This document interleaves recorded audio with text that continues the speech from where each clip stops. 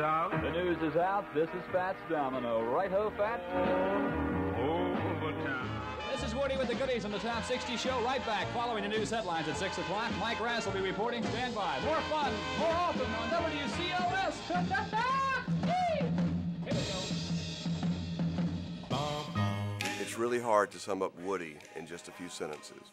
He's a lover of people, of music. He's a great communicator. He always gives back to his community.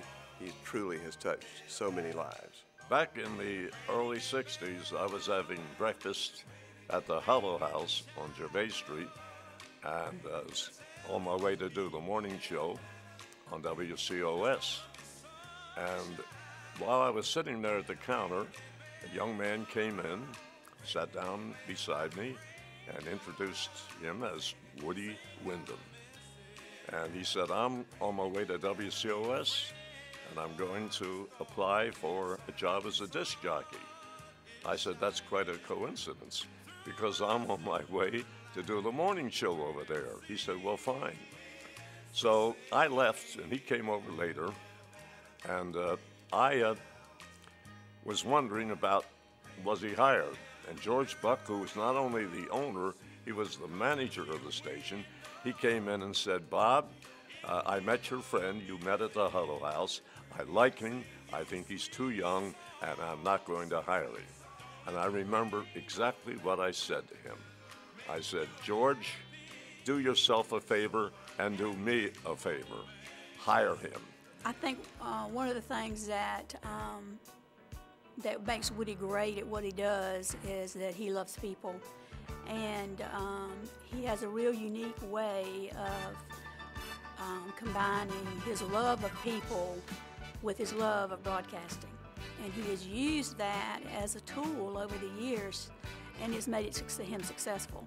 The most fun I ever had in my whole life was doing the Wyndham Brothers show, and I think Woody will agree with me. I hope so anyhow, but it sure was a lot of fun. It started at WCOS FM, believe it or not, in the early days. We worked there, and then WNOK FM, which I think was probably our most prosperous years and our most successful years at the Wyndham Brothers show. We did the Wyndham Brothers show at the Breeze Radio Network, where we did Beach Boogie and Blues, and that absolutely is the most fun I have ever had.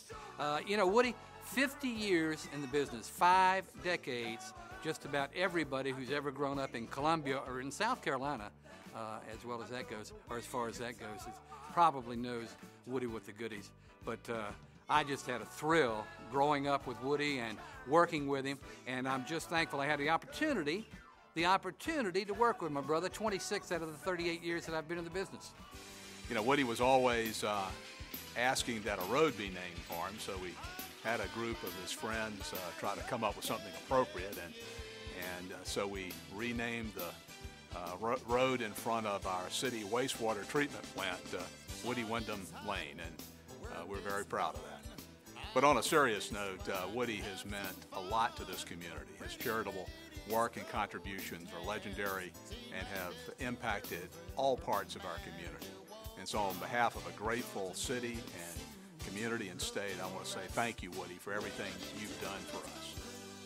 Woody, I remember listening to your War on Cancer on WCOS radio. You were on the air something like 72 straight hours. Maybe it was longer, but 72 hours kind of sticks in my mind. And it was one of your great outstanding community projects. And you've continued over the last 50 years to do outstanding work in the community. I know the community appreciates your service, and we do too. Thank you. Because one thing I saw about Woody, he was a true artist.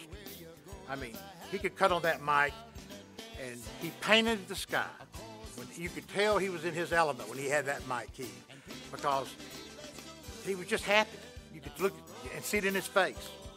He was a natural.